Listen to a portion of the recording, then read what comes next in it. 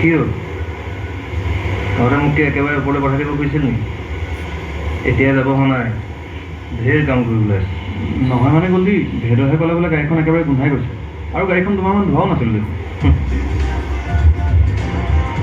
ভোক লাগিছে বে পুৰিকে খাই দিব গ'লি যদি নিজে তোমাক ভাইমন দাই মাতি পঠোৱা বুলি কৈছিলে গ'লানে